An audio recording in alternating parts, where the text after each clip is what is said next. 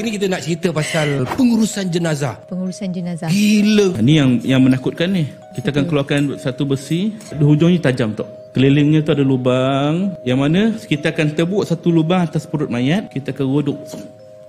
Untuk apa? Untuk menghancurkan segala organ dalam badan dan disedut keluar.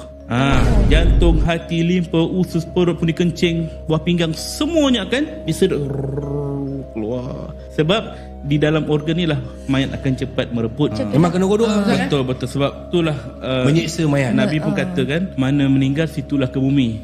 Kan? Tengok Tok Guru Harundin, dia meninggal, sebelum dia meninggal dia kata kalau aku mati kat California, ke bumi je situ. Ke bumi je kat situ. Sebab dia tahu dua perkara. Pertama, sakitnya nak bawa balik mayat. Yang kedua, memikirkan ganjaran yang diterima. Sebab Nabi kata, barang siapa yang meninggal di luar tempat kelahiran dia, maka akan dibina mahligai di syurga nanti sejauh tempat dia lahir sampai tempat dia meninggal. Besar dia macam tu. Ini semua korang kena faham tau. Ramai Jangan yang tak tahu. Jangan kata, oh itu aku nak tengok kubur. Ramai yang tak tahu. Saya pun baru tahu tadi. Ada satu kisah tu yang saya nak jumpa lah. Satu orang tu dia butuh huruf, Quran tak pandai baca. Dia dah tua dah, dia nak baca mata dia tak apa nampak dah. Orang macam pelekehkan dia dah, tak pandai baca Quran. Kemudian dia meninggal. Dan dia meninggal, dah lama meninggal. Ada satu orang budak bandar lah. Dia nak balik kampung waktu malam. Dia nak balik kampung dia tak jumpa jalan. Dia datang malam pula. Pusing kampung, dia tak jumpa lorong kampung rumah dia. Sehingga nampak satu cahaya terang kat dalam satu kawasan gelap. Dia pun pergi kat situ. Singgah situ, rupanya itu kawasan kubur. Dia pun rasa macam apa yang cahaya tu, orang bakar sampah ke apa. Pergi dekat-dekat, nampak satu kubur tu bercahaya kan? Jadi dia fikir nak cari apa amalan orang ni sampai kubur dia bercahaya. Kemudian besok tu dia keluar, dia tanya pada orang kampung ni siapa punya kubur. Sehinggalah dia tunjukkan rumah. Dia kata ni apa, arwah ni punya rumah, isteri dia je ada. Dia baca Quran macam mana makcik? Oh dia ni buta Quran kan, tak reti baca, dah tua-tua ni baru dia nak baca tapi tak boleh, mata tak nampak. Tapi dia ada Quran dia. Makcik pun pergi masuk bilik, dekat atas almari tu dia ambil Quran lama. Quran tu buat apa, kata orang tu buta huruf, tapi kesan.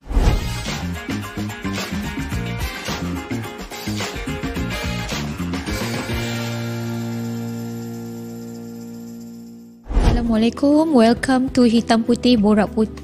Borak putih. No, borak putih. Okey, hitam putih Datin, bukan borak putih. Kemana pergi ni? Hitam Putih Borak Santai yang dibawakan oleh Usanita. So tak payah saya perkenalkan. Dia dah mencelah Nama aku tadi. Nama aku Roshamno. Roshamno. Sorry Hitam Putih sebab saya rasa topik hari ni saya putih ada. Dia memang dia macam macam banyak ada putih. Banyak putih. Macam tak terbayang nak ke alam sana bukan belum ready. Tapi apa-apa pun kena kita pasti. Dah pasti. Tapi saya belum ready lagi. Banyak dosa. Okey. Okey, hari ni kita nak cerita pasal pengurusan jenazah. Pengurusan jenazah. Gila, cuba kau tengok.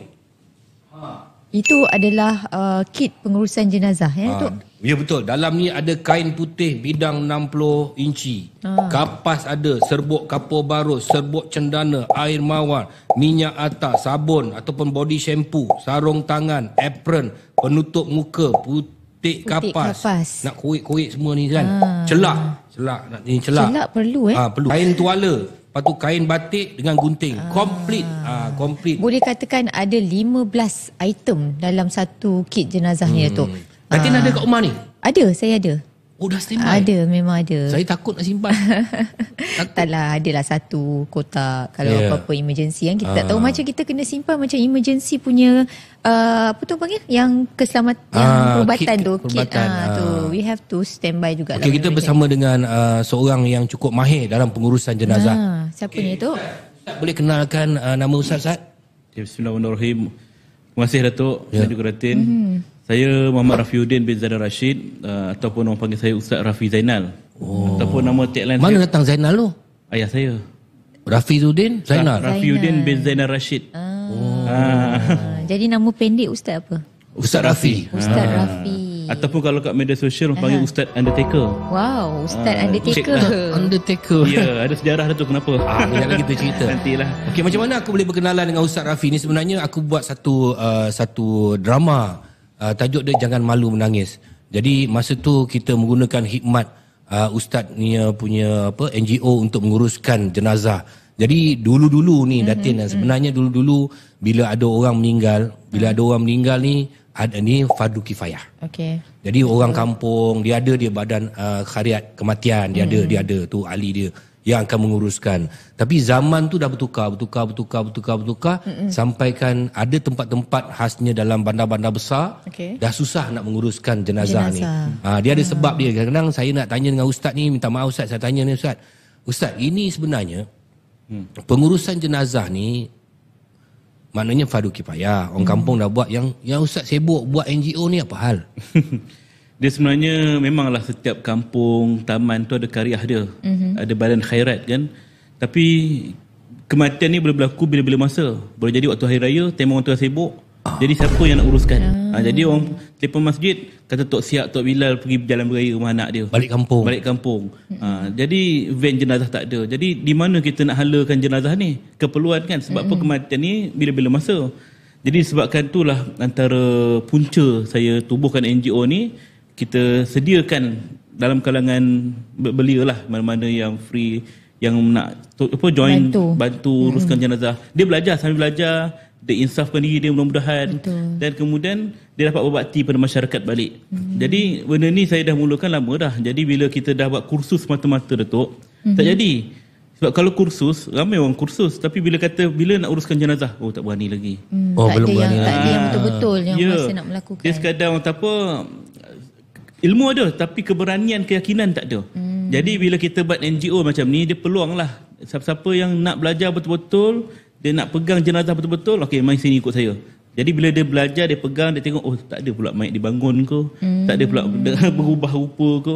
Jadi di situ datangnya keberanian, keyakinan sehingga dia sendiri boleh uruskan jenazah. Itu kita nak. Apa yang membuatkan orang tak berani ni? Macam-macam lah faktor kan. Antaranya kita punya mitos orang lama-lama dulu. Mitos orang lama dulu macam kata mayat ni ada badi lah, kemudian jadi hantu lah, kan kita bayang-bayang dalam tidur lah, benda-benda macam ni lah. Tengok filem, drama-drama kita dulu Melayu kan. Asalkan orang meninggal je, kucing melintas bangun mayat tu kan. Kucing hitam, jadi orang kucing boleh jadi mangsa. Iyalah. Jadi sebabkan itulah orang kita ni dia terfikir-fikir dan dia takut dengan jenazah tu, sampaikan tengok van pun takut. Kan dulu kalau orang tak puasa masuk dalam van kan. Sedangkan van tu van macam biasa je kereta kita. Tapi kerana terlalu takut tengok keranda pun dah segerun dah. Jadi itulah masyarakat kita punya mitos kan. Okey, jadi kalau ustaz dah cakap ustaz ada satu tim, ada satu pasukan saya rasa mungkin ramai dalam satu pasukan tu sebab ramai orang kata jumlah kematian.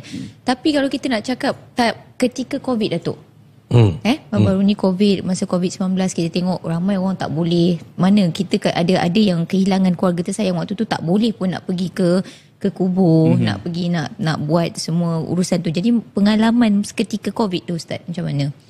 Okey, masa Covid tahun 2020 mula tu memang kita dah rangka satu tim dan juga panduan untuk menguruskan jenazah Covid. Masa tu arahan tak keluar lagi. Jadi kita bersedia awal. Jadi bila berlaku kematian pertama, seingat saya bulan 5 kan. Jadi kami pun hadir untuk menguruskan jenazah, bukan yang pertama lah, antara yang terawal. Jadi sebenarnya saya latih juga waris-waris sebab bila dia bagi peluang pada NGO untuk turut serta, kita juga buka peluang pada waris. Sebab kalau waris direct kepada serah pada tim hospital untuk uruskan jenazah, dia tak berpeluang. Betul. Sebab kebiasaannya akan kata okey, waris tunggu luar, waris tak boleh masuk. Jadi kita ni sebagai rasa kemanusiaan ni, dah lah orang ni dah lama duduk hospital, kemudian tak dapat nak tengok mak ayah dia, tiba-tiba meninggal dunia, tak boleh pula nak tengok, nak sentuh. Jadi kita sebenarnya dalam masa yang ringkas tu, kita boleh ajar pada dia panduan untuk guna PPE je, macam mana pemakaian. Okey, kemudian kita tunjuklah dia, okey bang boleh tak tayamum. Situlah kita bagi peluang. Sebenarnya tim kami masa tu kita ada dalam 40 ataupun 50 orang standby. Sebab masa tu kan ramai orang yang bercuti sebab KP kan. Jadi korelon ramai. Kita pecahkan kepada lebih kurang 10 kumpulan di hospital-hospital sekitar Lembah Kelang lah. Sebenarnya SPJM ni setiap negeri ada. Tapi HQ kita pecahkan setiap hospital dan kita akan buat senarai pagi tu. Okay, sebab kalau kes COVID ni dia tak boleh hari meninggal terus ke bumi. Oh, tak boleh. Dia sebab banyak kan. Jadi kita akan buat list. Okay, besok berapa ramai? Katakan besok ada 15 kes. Kes kita list lah. Okay, kes pertama kat mana, kedua, siapa tim A, tim B, semua kita tulis dalam carta tu. Pukul 8 pagi semua ada dalam markas kami. dalam masa 30 minit briefing tu jalan. Baik. Di situlah perjalanan kami. Tak berapa lama dah Ustaz uruskan jenazah ni? Kalau saya sendiri lah secara peribadi 19 tahun dah. Oh, sebelum buat NGO ni dah uruskan jenazah dah. Dah. Sebelum tu saya sekadar bantu-bantulah tempat saya. Jadi bila memikirkan keperluan masyarakat, tu yang tahun 2017 kita mula tubuhkan NGO. Maksudnya keperluan masyarakat tu apa ni? Oh, banyak. Keperluan dia macam bila berlaku kematian waktu malam, macam saya kata tadilah, Kariah susah nak dihubungi. Bila nak dia hubungi saya, kalau saya satu kes bolehlah saya handle. Tapi kalau malam tu 2-3 kes berpanjangan. Jadi keperluan tu lah maknanya dari sudut orang nak bantu dia tak ada. Bila kita panggil saya punya pelajar-pelajar dalam kursus, semua tak berani. Di situlah saya kata okey, kita buat satu tim, siapa nak masuk okey, ikut saya belajar dulu. Lama-lama seorang jadi 2 jadi 4 jadi 8. Sehinggalah berkembang. Dia dekat hospital tu saya dengar tu hari ada kecoh dekat dalam surat khabar. Macam dia ada ejen yang bantai harga kau punya tu. Itu antara sebab ke? Betul. Di antara sebab juga kerana kalau kita tengok 10 tahun yang kebelakang, hospital ni ada orang tengah dia. Orang tengah tu ejen tu lah. Ada orang tengah. Orang tengah takkan yang orang mati pun nak ambil kesempatan, Ustaz. Oh, banyak benda dunia ni orang ambil kesempatan kan. Ni orang mati, Ustaz. Yalah, itulah lubuk duit bagi dia. Serius lah, Ustaz. Sebab dia tahu keperluan masyarakat, keluarga waktu terdesak kan. Dia nak cepat uruskan. Jadi dia pun katalah, cik nak perlukan pengurusan jenazah ke? Okey, ambilkan saya akan uruskan imam, saya akan uruskan van, kubur mana nak. Maknanya sebenarnya satu sudut positif lah, dia memudahkan. Tapi dari satu sudut lagi dia mengambil kesempatan dengan kos-kos yang membebankan. Kalau contoh mandi kafan dulu sampai RM1,200 mandi kafan saja, belum van. Bayangkan mandi kafan modal dia tu sabun, shampoo. Kalau kita pergi spa pun RM200 je baru kan. Ini RM1,200 untuk mandi kafan mayat. Jadi tak patut sebenarnya. Jadi itulah antara faktor saya tubuhkan NGO ni, supaya ada masyarakat yang boleh bantu secara langsung dan juga kita boleh bantu masyarakat yang tak mampu juga. Jadi maknanya kalau iyalah mengambil kesempatan lah Datuk. Kalau 1,200 satu seorang. Kaya-kaya dia. Ustaz memang hari-hari doa orang mati ke apa? Datuk. Tapi tak adalah satu macam tu. Kalau kita tengok orang yang yelah, urusan kan? Yelah, kita macam contohlah kalau naik kereta kan, orang yang bawa towi ke, bukan ke semualah, ada kita pernah dengar doakan orang aksiden kan. Itu sebab income dia kan. Tapi kalau kita nak doakan orang mati pun, memang orang akan mati, tak ada doa pun kan. Jadi buat apa kita nak itulah doakan? Datin suruh saya tanya soalan macam tu. Saya pula Datuk yang berpandai. Memang hari-hari ada orang mati lah kan, Ustaz kan? Hari-hari kan. Satu hari berapa orang minimum meninggal kalau urusan bawa NGO, Ustaz?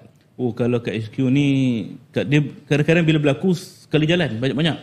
Kadang-kadang sampai 5, kadang 7, kadang 8. Tapi ada yang kadang-kadang satu hari pun tak ada. Macam hari ni belum lagi. Ada rehat mati ni. Betul lah, mungkin kawasan lain dulu. Tanya gurau ya. Saya bukan apa. Okey, nanti nak tanya apa Din? Saya dah lah buka tadi dia tersasul-sasul. Kan? Tak, saya nak tanya macam mana penglibatan tanya saya? Bukan, macam mana tanya Ustaz. Macam mana penglibatan orang muda Ustaz dalam nak menguruskan jenazah ni? Sebenarnya orang muda ni yang banyak membantu sebenarnya. Sebab kita dulu fikir kerja ni orang tua. Imam masjid, bilal masjid kampung kan. Jadi bila ada anak muda yang nak mencuba, memang sifat orang muda ni nak mencuba kan. Tak diberi peluang. Duduk luar. Ni waris ke tak? Bukan, nak duduk luar. Jadi bila masa dia ada peluang, bila berlaku kematian pada keluarga dia pula, dia tak ada ilmu kan, baru nak attend kali pertama. Jadi macam mana dia nak buat? Nak mengurus, nak masuk jenazah, nak mandi semua. Betul. Jadi melalui dia masuk jalan kami ni, maknanya kalau keluarga panggil kami, jadi kita akan datang sebagai pengurus. Jadi dia tak boleh kata ni siapa waris ke apa, tak adalah. So secara tak langsung dia boleh belajar dan dia berminat sebab dia pegang van jenazah. Kemudian dia tenaga banyak nak cangkul tanah, kambus tanah semua kan. Benda tu kalau kita tengok pada orang lama, orang tua, dia mungkin tak mampu nak kambus dengan tanah liat yang lepas hujan, air bertakun dalam kubur. Siapa nak buat benda tu kan? Jadi benda tu semualah yang kita gunakan khidmat orang muda dan alhamdulillah lah daripada kalangan pelajar universiti. Ada juga dalam kalangan profesional pun banyak yang sertai kami. Tapi kan sebab Datuk ni kan pelakon. Datuk mesti dah buat you watak-watak duduk kat dalam yang lahat tu? Saya dah lengkap dah. Oh, lengkap. Dah lengkap dah. Kena mandi mayat dah sudah. Maknanya dah dimandikan? Kena kapan dah sudah. Dah? Masuk kat dalam keranda orang angkat dah sudah. Masuk yang lahat dah sudah. Mati je belum. Betul-betul. Satu je belum. Mati dalam filem dah. Tak, dalam tempat yang kat hospital tu? Itu tak tahu. Apa tu? Bilik mayat. Peti mayat. Yang tu saya belum ada keberanian lagi. Kenapa? Tak tahulah. Takut.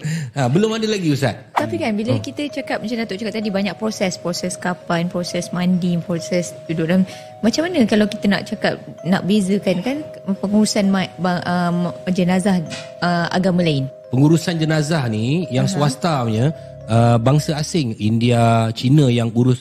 Dia orang buat dulu. Dia ada syarikat yang menguruskan. Dia sebenarnya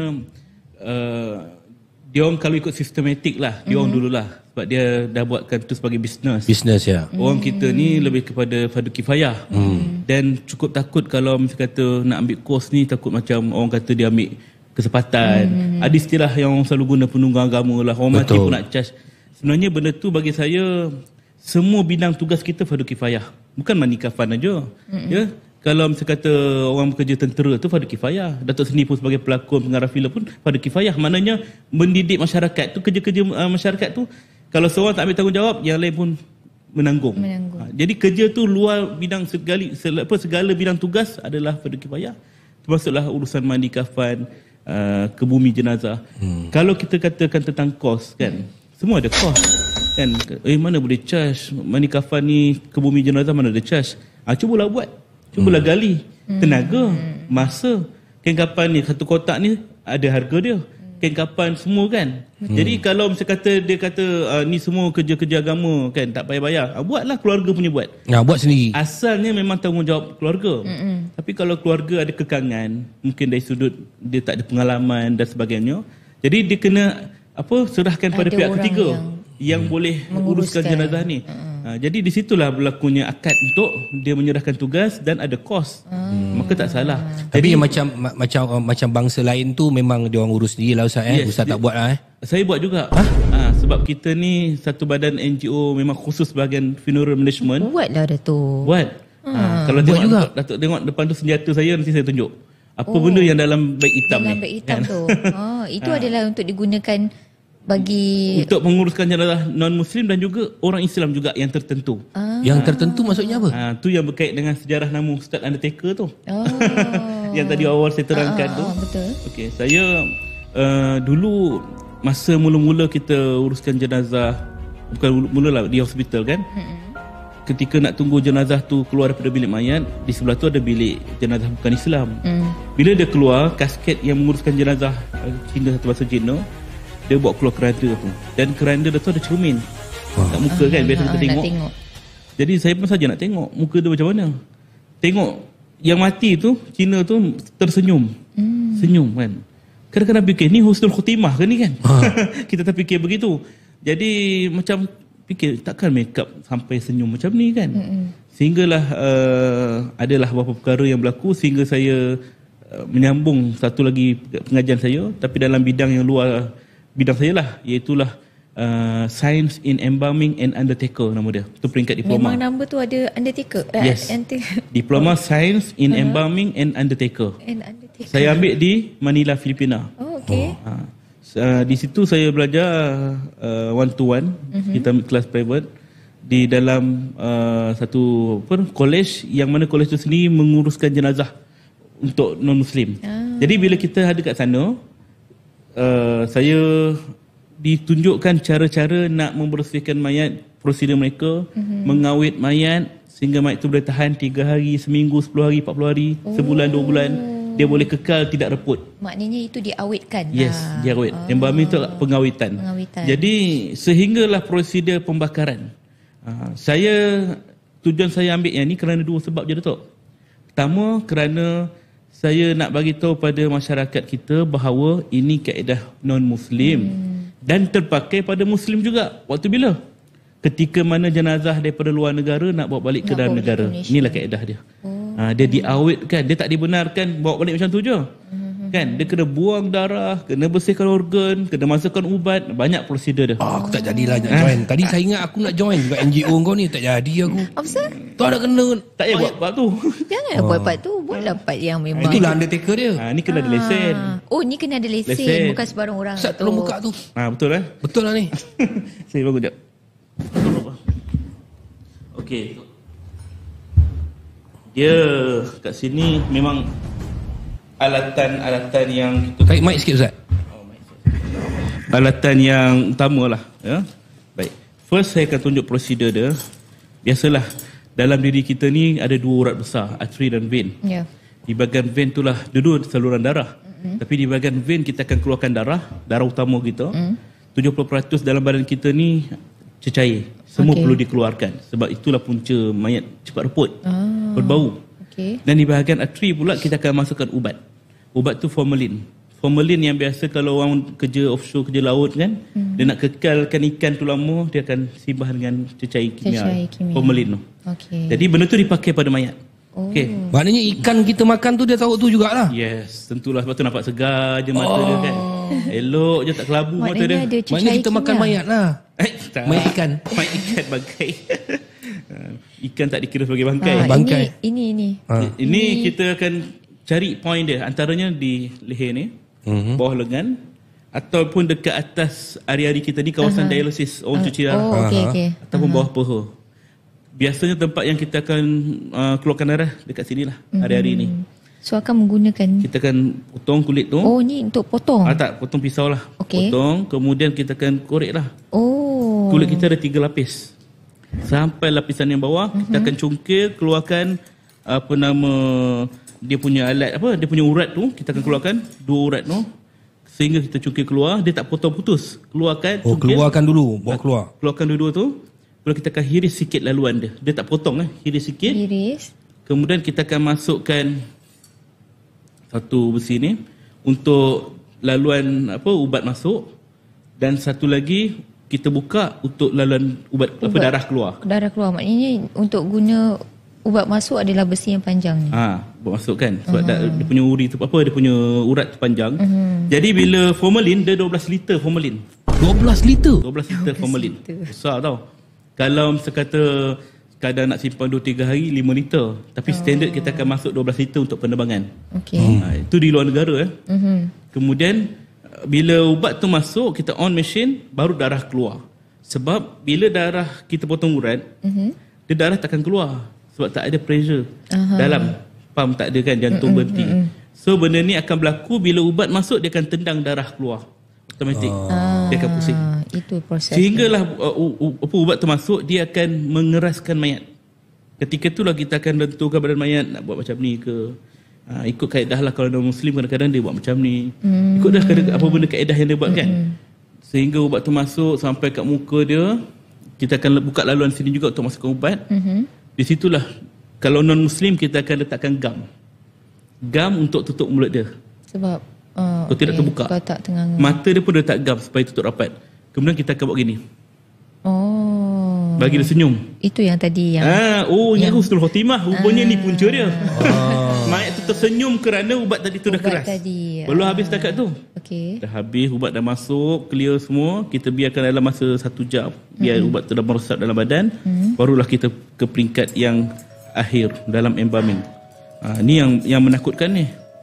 Kita akan keluarkan satu besi. Besi di troka.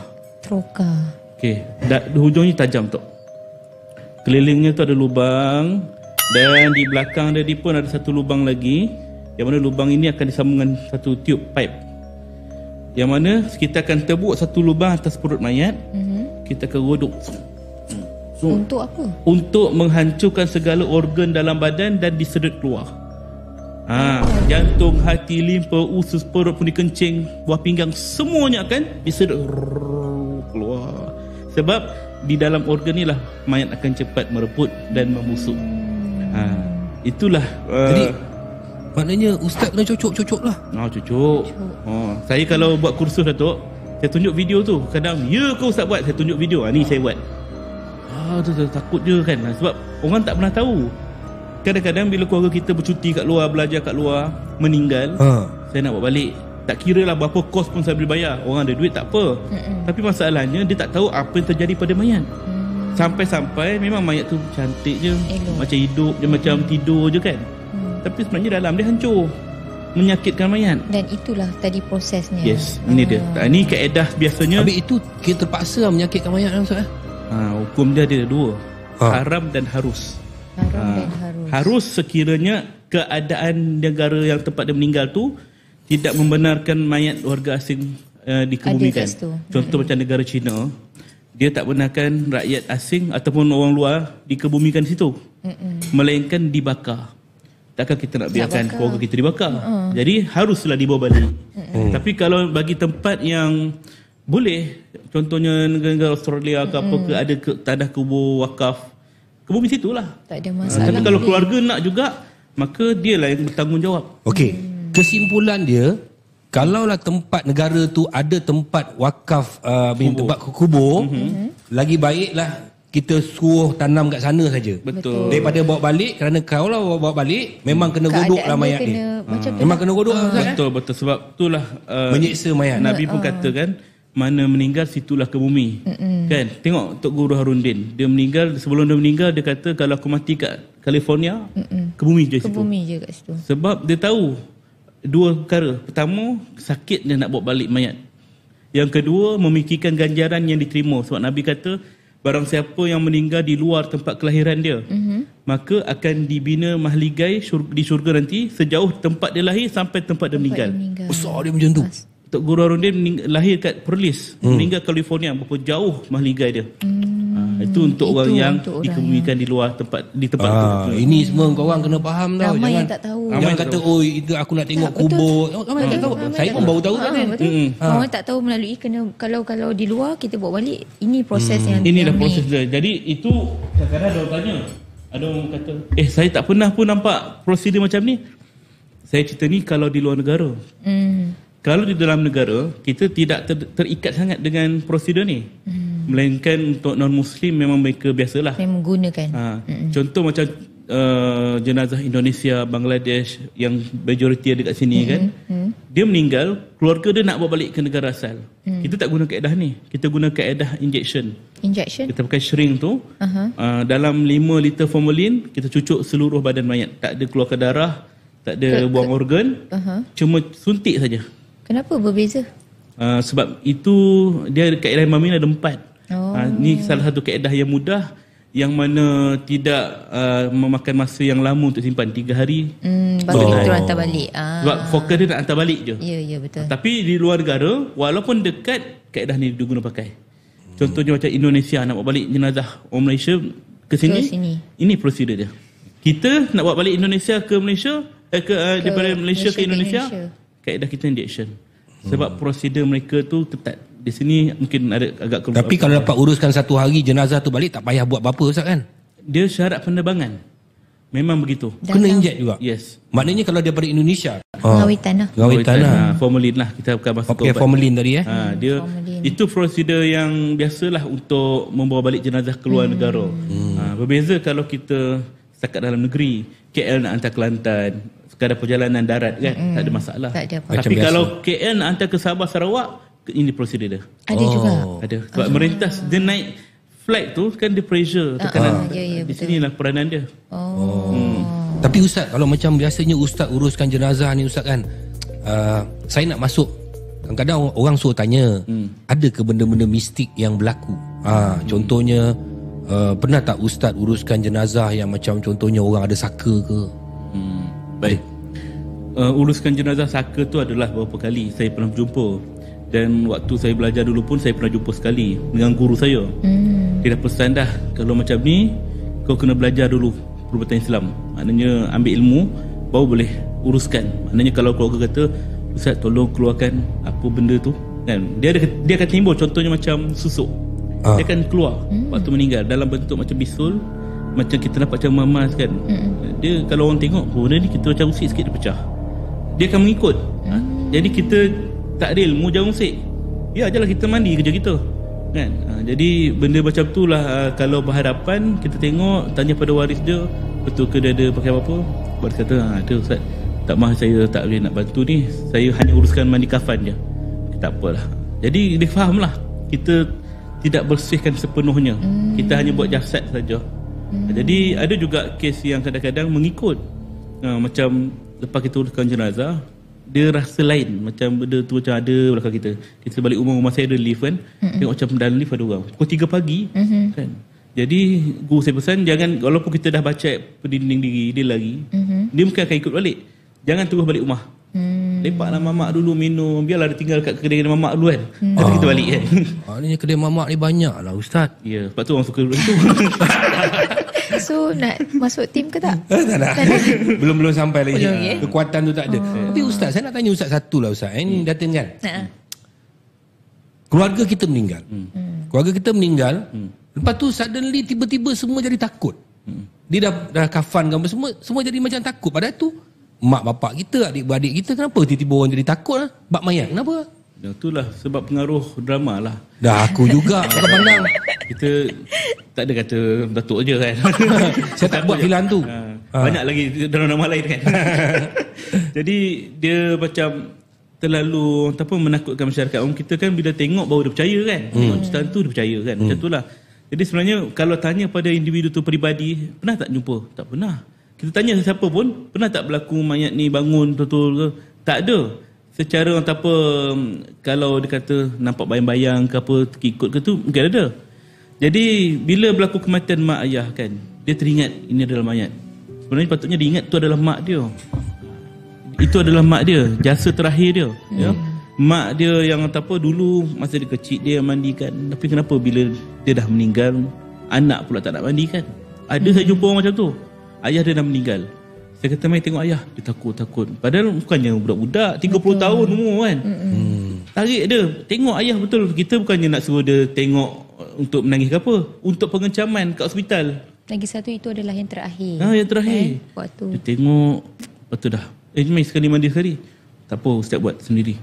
Sampai ke sudah, dia tak ikut. Semain jenazah pun dia tak ikut kat hospital. Jadi dia kata, saya tak berani Ustaz. Saya kata, ni ayah awak kan. Kalau orang luar tu mungkin kita faham lah. Satu lagi Ustaz kan, macam contohnya kan, katalah ada jenazah tu meninggal, dah dikafankan, tahu kat rumah, besok pagi nak ke bumi kan. Saya belum nampak lagi ada satu anak ke, isteri ke, suami ke, ambil bantal sebelah jenazah tu, taruh, tidur, peluk, buat kali tahir. Ada tak orang buat? Tak ada kan. Saya pernah nampak lah. Pernah nampak ya? Mungkin pada orang dewasa tu tak nampak lah. Mungkin lepas kita balik baru dia buat. Tapi pada budak-budak ada saya nampak kan. Macam masa time COVID, PKP tu kita ada satu kes di Damansara. Dia meninggal di rumah flat. Jadi karya situ tak berani nak uruskan jenazah. Sebab apa? Masa tu takut COVID ke apa. Polis dah mengesahkan dia ni bukan COVID. Jadi nak tak nak terpaksa uruskan. Surau masa tu mungkin dia ada masalah, dia tak ada orang nak uruskan. Jadi kita uruskan di rumah dia. Kami ada peralatan, equipment yang lengkap, mandikan jenazah di rumah dia, rumah flat terbawa. Kemudian bila tanya pada anak dia, macam mana tahu mak meninggal? Kata dia adik dia tahu. Adik dia umur 4 tahun ke 5 tahun. Dan adik dia pun cerita, kata dia pukul 2 pagi mak dia muntah-muntah, kemudian mak dia tidur. Dia peluk mak dia, padahal mak dah meninggal. Sampailah pagi, anak dia mungkin baru bangun tidur ke balik kerja tak tahulah. Tengok gerak mak tak ada. Adik dia tengah peluk lagi. Pun dia dah meninggal. Budak kecil kan. Jadi dia tak tahu yang tu dah meninggal. Yalah. Itu satu kes lah. Satu kes lagi yang mana mak dia dah meninggal, anak dia terpeluk, tak nak lepaskan. Dan bila nak ke bumi ni pagi esok kan, dia nak tidur dengan mak dia, biarlah kata nenek dia. Dia tidur betul tidur. Besok kita datang baru kita uruskan jenazah mak dia tu kan. Jadi budak kecil ni dia mungkin perasaan takut tu tak ada macam mana orang dewasa ni. Tapi orang dewasa ni saya rasa mungkin ada yang tidur dengan mak dia atau ayah dia sementara nak turun ke bumi. Cuma mungkin tak tunjuk pada kita lah. Betul lah. Maksudnya saya nak tanya, jangan cakap kat sini, maknanya janganlah kita takut. Sebab apa kita pun juga akan melalui proses yang macam tu. Okey, sepanjang Ustaz uruskan jenazah Ustaz kan. Yalah, kadang-kadang kita ni orang cakap kita bila nak mati ni ada tanda-tanda yang baik, ada tanda-tanda yang tak elok. Tanda-tanda baik yang macam mana yang sepatutnya ada pada seorang orang yang meninggal ni Ustaz? Baik. Dia tanda baik atau kita panggil husnul khatimah ni ada banyak. Antaranya Nabi kata orang yang dapat mati dapat ucap la ilaha illallah, man akhiru kalamihi la ilaha illallah dakhalal jannah. Barang siapa akhir kalam dia dapat ucap la ilaha illallah masuk syurga. Jadi kalau dia dapat ucap Allah sekalipun, Allah kan, insya-Allah baiklah tu. Yang kedua, kalau kita tengok dia macam bila meninggal tu air mata dia macam keluar atau peluh dia basah, muka dia macam ada berpeluh kan. Dia rasa dahi dia rasa keringat. Iyalah tu, baiklah.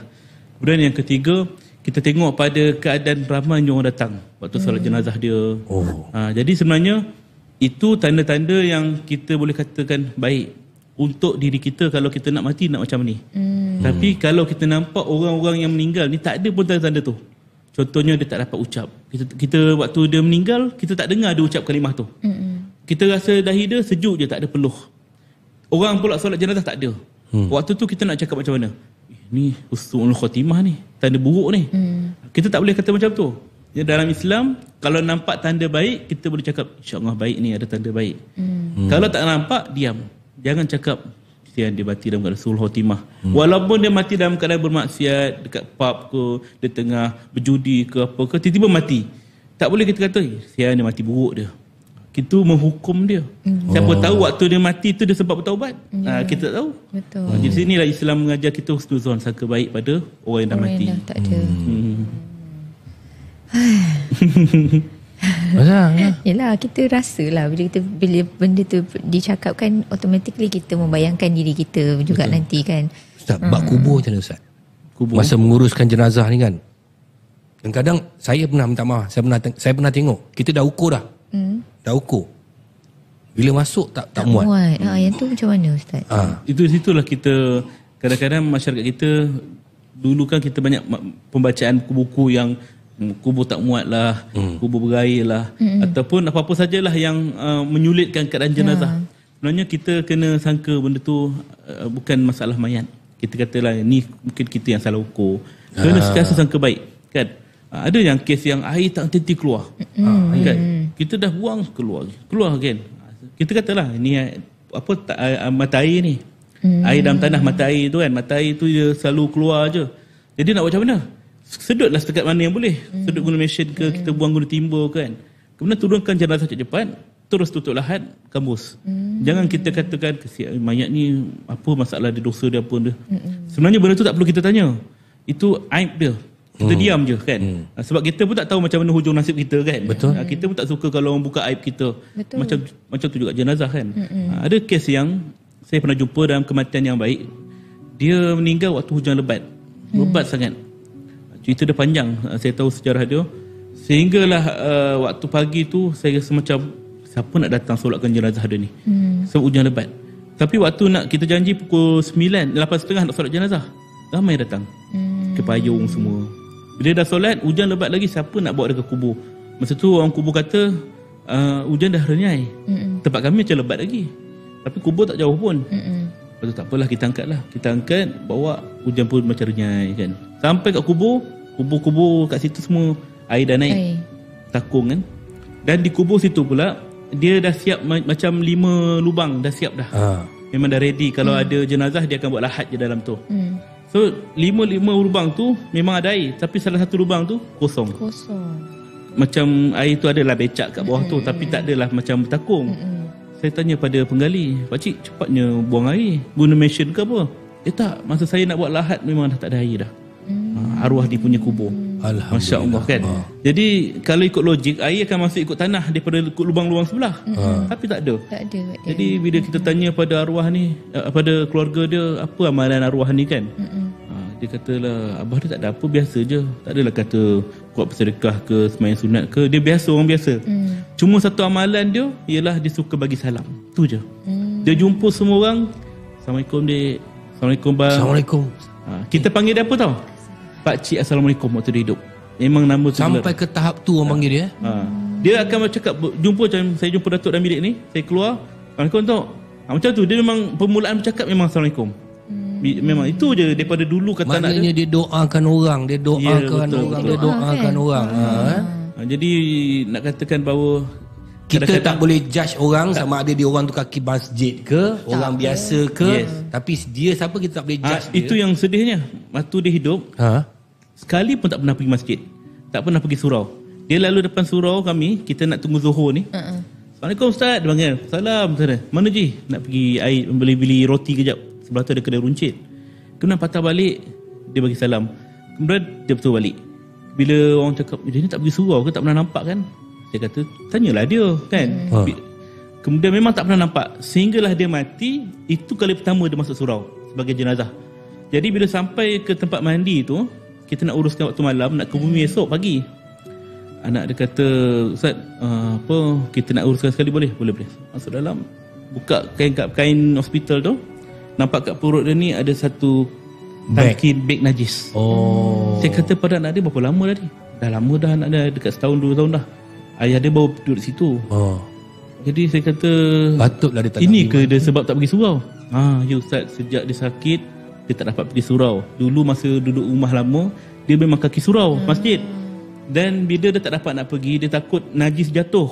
Betul. Dia bila nak dekat-dekat azan, dia takut dia tak dapat masuk. Jadi dia pun buat lalu tegur jemaah Assalamualaikum sebab dia rindu. Jadi kita punya pandangan kata macam dia ni Tak sombong, pernah tak nak masuk. Tapi waktu dah meninggal baru tahu dia nak masuk, cuma dia tak boleh masuk. Kita tak pernah dia tanya bagi dia. salam tu je. Yes, dia kata dia rindu. Dia dengar azan, dia menangis kan nak pergi. Tapi dia takut kat rumah pun kadang-kadang bocor benda tu kan. Jadi kena kapet orang masjid marah. Jadi itulah antara sebab dia. Sebab tu dari situlah saya pun fikir banyak je benda yang kita kena sangka baik pada orang. Betul. Pandangan kita satu sudut, sebenarnya dia ada banyak sudut lain yang kita tak nampak. Itulah ceritanya. Maknanya tak boleh don't judge people lah. Yes, Maknanya betul. senang kata tak payahlah nak bercakap yang tak baik hal orang lain. Itu kesimpulannya. Ustaz, menguruskan jenazah yang paling mudah, okey, peringkat umur yang macam mana? Sebenarnya semua peringkat mudah bagi orang yang dah biasa lah. Jadi kalau maksudnya pengurus ke atau mayat tu? Mengurus mayat. Mengurus mayat. Kan macam kadang-kadang ada sukar. Saya juga ada pengalaman menguruskan orang yang ada saka kan, yang ada kena buka atap 7. Betul tak boleh buka lantai, baru meninggal. Memang betul macam dalam Ada benda-benda macam ni sebab orang-orang dulu-dulu dia terpaksa ada pendamping untuk menguruskan ladang, untuk mempertahankan negara. Dia orang ada pendamping. Jadi kadang-kadang kita tak tahu macam mana perjanjian dia orang dengan jin-jin ni kan. Tak tahu apa, tiba-tiba benda tu pergi ke anak-anak dia orang apa semua. Jadi ini masalah. Jadi bila kita nak uruskan dia tu jadi sukar Ustaz. Jadi sukar. Van jenazah tak ada, nak angkat berat. Bila dekat tanah perkuburan, imam tu menjerit Ustaz baca talqin.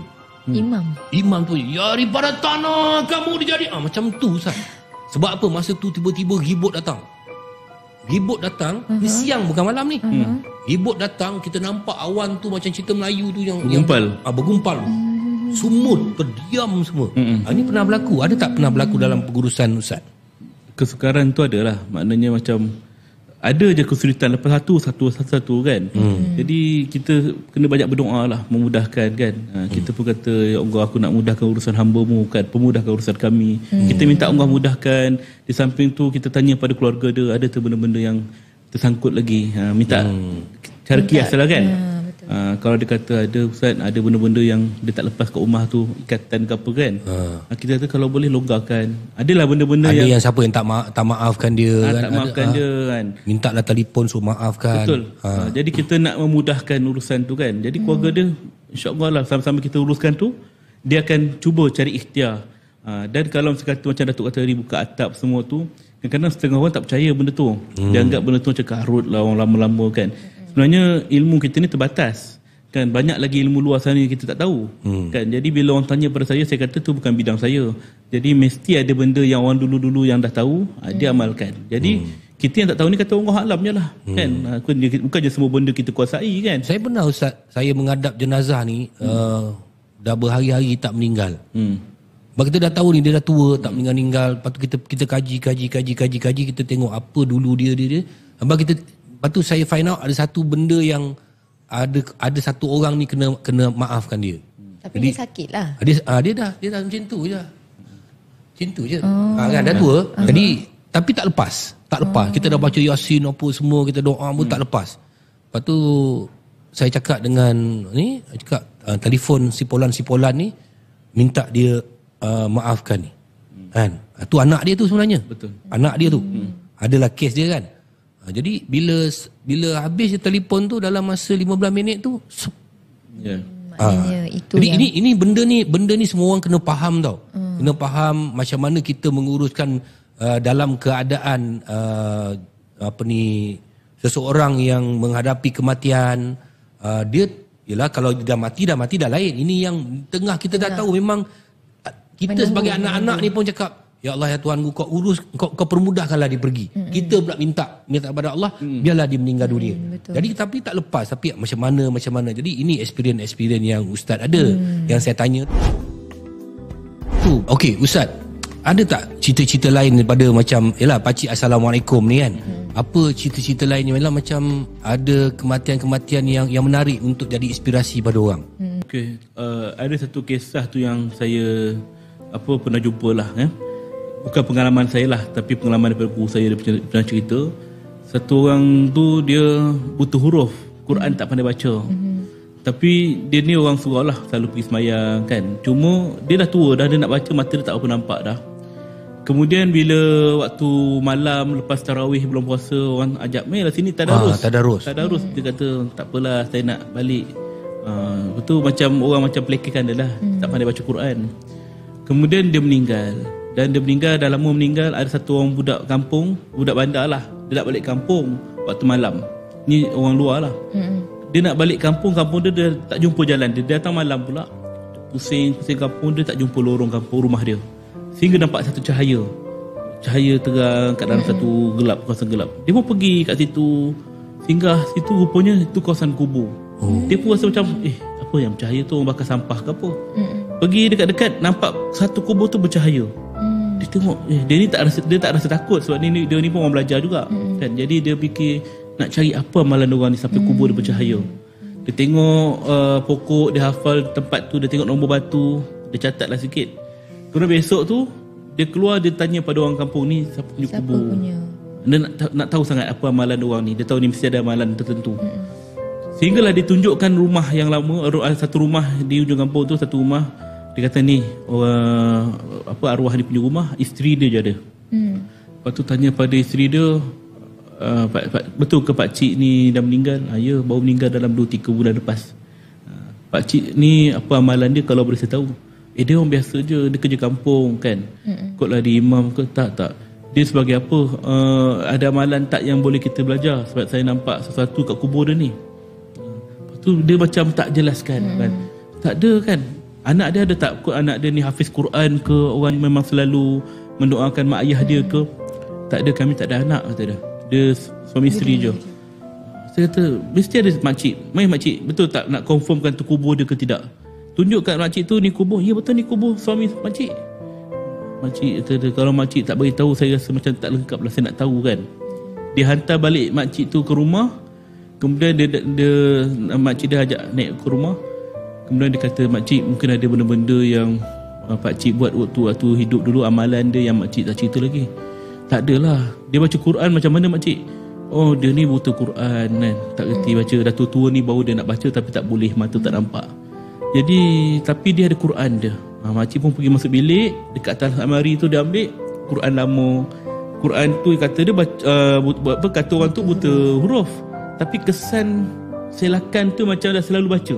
Berlipat-lipat kan. Siapa yang baca ni?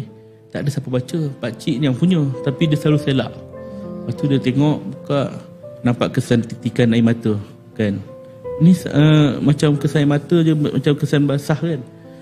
Ni arwah dia dulu waktu dia tak boleh baca Quran, dia menangis kan.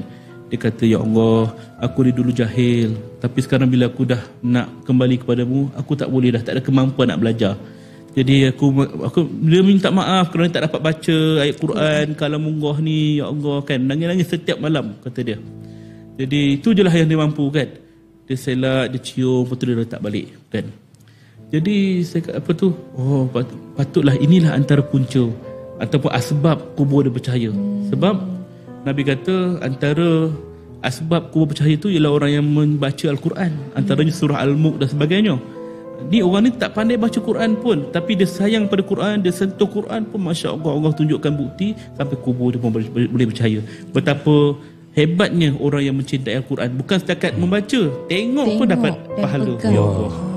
Ini kita cerita dalam, yalah, cerita pasal pengurusan jenazah ni, kita dapat banyak cerita-cerita yang boleh iktibar kepada kita. Alhamdulillah. Jadi itulah yang kita borak-borakkan hari ini, borak santai dalam hitam putih. Di mana dalam kehidupan tu pasti ada hitam, pasti ada putih, yang mana kita cari. Dan hari ini kita bercerita tentang pengurusan jenazah, permasalahan dia. Macam contohnya macam orang kan tuduh lah NGO nak buat duit. Itu kita cakap orang yang tak masih duduk-duduk dalam karya yang ada pengurusan lagi. Contohnya Bandar Besar, Kuala Lumpur contohnya. Dekat kondominium tu. Dekat kondominium tu meninggal. Siapa nak menguruskan? Betul. Siapa nak menguruskan? Contohnya dalam satu building tu adalah dalam 50 orang Melayu. Tiba-tiba di mana ada siapa nak menguruskan? Nak pula kadang-kadang dia tak bercampur dengan masjid ke apa. Siapa nak uruskan? Ini pun permasalahan-permasalahan yang besar. So dalam keadaan milenium hari ini, kita buka minda kita buka dada kita bahawa kita bersyukur adanya NGO macam ni dengan ustaz ni yang nak menguruskan masalah-masalah yang tak ramai orang nak urus, iaitu pengurusan jenazah. Tak ramai orang nak buat kerja ni. Tak ramai. Ini kita cerita dalam keadaan lampu ada. Ni yang tengah-tengah malam orang telefon, belum lagi van jenazah ada hantu ikut. Ada tak Ustaz? Saya tak ada lah, tapi saya punya tim lah, squad saya. Ada cerita kata, Ustaz nampak benda ngikut saya lah. Kita abaikan je kan. Tapi dia ikut lama ni Ustaz, saya tertinjau kepala kan. Tapi dia tak berani lah lama-lama dia zikir. Pergilah benda tu. Biasalah benda tu nak mengacau. Saya sendiri pun ada. Kadang ada satu malam tu kita hantar jenazah reput. Dia 4 hari reput, dah berbau dah. Orang lain tak nak ikut. Saya berdua dengan partner saya. 2 pagi kita gerak nak masuk hantar ke, tak siap saya belah-belah Karak belakang sana tu. Kawasan lama tu. Memang jalan lama lah. Ada pula filem Karak pula tu. Iyalah, masa tu filem Karak pula. Jadi saya lupa daerah apa nama tu, tapi selepas daripada Karak lah. Bentong punya area sana lah. Jadi bila kita masuk ke dalam tu, saya punya driver tu dia salah simpang. Dia ada 2 simpang. Masuk simpang yang lama lagi, kawasan hutan. Masa tu lah kita bukan nak kaset, masa tu apa CD kan, pasal ayat Quran. Tiba-tiba tukar lagu. Saya kata, macam kenapa kau tukar lagu kan, saya kata kan. Mana ada kan. Buka lagi, jalan lepas sikit, tiba padam. Saya kata ada benda ni, tak apa relate kan. Family tak ada. Kita je dalam band, family dah lepas dah. Kita zikir, ya Allah, janganlah ada gangguan kan, kita nak hantar mayat ni kan. Kemudian sampai sana tak ada pergangguan lah. Cumanya waktu nak balik tu kita dah sesat dah menilau, waste tak jumpa semua kan. Saya kata nanti kejap, jangan kita jalan. Saya pun bacalah ayat ruqyah semua. Kemudian barulah Allah Ta'ala tunjukkan jalan keluar. Itu jadi benda tu pengalaman lah. Dia tak menunjukkan diri, tapi terasa benda tu macam ada sama kan. Jadi kalau ikutkan, sebenarnya benda tu memberikan kekuatan kepada kita. Selagi kita tak lalui, kita rasa takut. Dah lalui kata biasalah. Lepas ni kalau saya lalu situ, saya tak ada rasa takut dah. Macam saya tu, mula-mula saya uruskan jenazah umur saya 13 tahun. Kecil lagi masa tu. Bukan saya uruskan jenazah sukarela, paksa rela. 14 tahun lah. Masa tu saya pegang kunci surau. Tok siap muda kata orang kan, buka surau, susun kapet, sejadah semua kan. Jadi tengah malam tu pukul 3 pagi, pengurusi surau telefon rumah. Dia minta ayah saya bagi tahu saya buka surau, ada jenazah nak daripada hospital datang. Saya pun datang lah, buka surau, dia pun ada, saya berdua dengan dia, pakcik tu. Kemudian jenazah pun sampai van hospital datang. Kemudian orang tu turunkan jenazah kat tengah surau. Mana waris dia? Waris kat hospital lagi, on the way, tak sampai lagi. Kita pun tunggu jenazah perempuan. Saya pun tak apa kenal siapa dia, jiran juga. Kemudian dalam setengah jam waris tak datang. Tiba-tiba pakcik tu tadi kata, pengurusi tu kata, Dek, kau tunggu kejap lah. Kata, aku sakit perut lah. Kata nak balik. Dia kata masa tu kita budak lagi kan, tak terfikir kat surau pun ada juga tandas. Kan dia nak balik kenapa kan? Pakcik janganlah pakcik, saya seorang ni. Tak ada apa, kejap lagi waris datang. Kejap je aku sakit perut ni. Dia pun pergi. Tinggal saya. Dia kata kau jangan pergi mana tahu, tunggu mayat tu. Kan kau bacalah ayat Al-Quran ke apa kan. Jangan bagi kucing masuk ke apa kan. Kita fikir juga. Sudah kan. Pakcik jangan lama-lama, pukul 4 dah ni kan, pukul pagi. Saya tunggu tak muncul-muncul. Risau saya tengok mayat tu, janganlah bangun ke apa. Masa tu filem kucing melompat dulu kan. Momok tu. Saya tu ya Allah kan, zikir. Sampailah dekat subuh 5.30 imam datang. Dia kata, awal buka surau. Saya kata ada mayat dalam tu kan. Pakcik tu tak muncul-muncul. Sampai pukul 8 pagi. Dia kata, sorry lah aku terlelap kat rumah tadi. Kata, pakcik tu. Tapi di situlah datang keberanian saya. Tak ada pula bangun mayat ni, tak ada pula dengar apa-apa kan. Jadi bila dah ada keyakinan tu, saya beranilah jenazah kedua, ketiga seterusnya. Itu sebenarnya asbab permulaan dan akhirnya ustaz menguruskan jenazah. Dan sampai hari ini alhamdulillah, ini fardu kifayah yang jarang-jarang orang buat. Tahniah ustaz, tak semua orang yang boleh buat kerja-kerja macam ni. Tahniah juga ustaz melahirkan ramai orang-orang yang macam ustaz untuk menguruskan. Yalah, kalau kita nak harapkan orang-orang tua saja, dan anak-anak muda sebenarnya kena tampil sebagai orang yang berada di hadapan untuk menguruskan jenazah. Terima kasih banyak ustaz kerana sudi berkongsi dengan kami ni, dan semoga menjadi satu cerita ataupun pengalaman ustaz yang membina minda kita, membuatkan kita berasa bahawa tanggungjawab kita kepada masyarakat, pada diri kita, keluarga kita amat perlu untuk kita mengetahui tentang ilmu pengurusan jenazah ini. Jadi banyak benda-benda yang tahyul-tahyul, yang mitos-mitos yang kita dengar dulu dalam filem, dalam cerita mulut-mulut orang tua, itu hanya cerita-cerita lama. Tetapi kadang-kadang ada orang nak tengok cerita macam Datuk tadi lah, tanya saya pengalaman semua kan. Sebenarnya saya ada buku kan cerita tu. Ni buku kat depan ni. Ada, saya lupa nak sentuh. Saya pun lupa nak tanya Datin. Sebab sedap sangat. Jadi sebenarnya orang tanya saya, ada tak cerita pelik-pelik ke apa ke? Saya kata cukuplah dalam drama Melayu, dalam buku Mastika ke apa, kita tengok dulu kan. Cerita-cerita Lidah Terjeli ke Bulat ke apa. Kenapa kita nak tengok cerita macam tu lagi? Jadi saya buat buku ni. Ini adalah antara pengalaman saya. 40 kisah orang mati. Ini kisah-kisah yang baik je Tok. Setiap kematian ada kisahnya. Iktibar, ibrah dan iktibar. Ini cerita-cerita yang ada pengajaran pada sisi orang mati tu yang kita boleh ambil. Kita nakkan orang ambil yang manfaat baik je. Yang salah satu tadi yang Datuk ustaz cerita tadi lah, yang pergi masjid apa semua tadi. Itu yang saya buat cerita pertama. Pakcik Assalamualaikum kan. Pakcik Assalamualaikum cerita dia. Kan. Ada juga cerita dalam ni yang mana anak dia dalam penjara, ayah dia meninggal. Lepas tu van penjara pun datang, ayah dia dah siap ke bumi dah. Menangis-nangis, kata dia minta maaf semua. Jadi kita ambil pengajaran kat sini tentang apa kesan kerana anak macam ni semua kan. Jadi benda macam ni semua yang kita perlu tontonkan ataupun perlu terjemahkan pada masyarakat. 40 kisah orang mati, kita nak yang kebaikan saja kan, yang boleh jadi manfaat pada dia. Dan yang ni pula kadang-kadang ada orang kata saya ni tak sempat nak ada kursus ke apa kan. Saya buat satu buku, pengurusan jenazah mudah sahaja. Yang mana di sini bukan hanya urusan jenazah biasa tau. Termasuklah jenazah-jenazah yang reput, yang terbakar, HIV, COVID, semua ada siap bergambar lah. Macam contohnya mayat terbakar, macam mana kita nak uruskan mayat terbakar. Sebab saya terlibat dalam pengurusan jenazah mangsa kebakaran Ittifaqiyah. Budak Tafiz. Budak Tafiz Keramat tu. Hari tu di Keramat. Juga mangsa jenazah kematian di tsunami di Palu. Dan juga kes 6 orang bomba yang mati lemas. Kes besar tu saya adalah terlibat dalam pengurusan jenazah dia. Jadi saya bukukan pengalaman tu dalam ni. Jadi bolehlah manfaat pada orang ramai. Sebab apa benda ni kita kena tahu. Jangan dah berlaku kematian baru kelang kabut nak cari orang, nak belajar dan sebagainya. Dah terlambat. Ini boleh buat drama pendek ni. Cerita pendek ni. Boleh. Kan? Ni boleh buat cerita pendek ni kan. Macam tadi Pakcik Assalamualaikum. Boleh. Betul lah, ini adalah yang sisip-sisip baik lah. 5 minit cukup lah. 5 minit, 7 minit punya drama ni kan. Untuk YouTube boleh lah. Ni. Datuk jadi Pakcik Salap tu. Okay. Tengok. Pilihan ustaz. Orang yang ada. Assalamualaikum. Hitam putih. Bicara santai. Dalam YouTube channel Suhan Channel dan juga Usanita. Masih Ustaz? Setiap hari Ahad ya tu. Setiap hari Ahad. Jam 8 malam. Baik. Assalamualaikum. Bye. Ku usah tak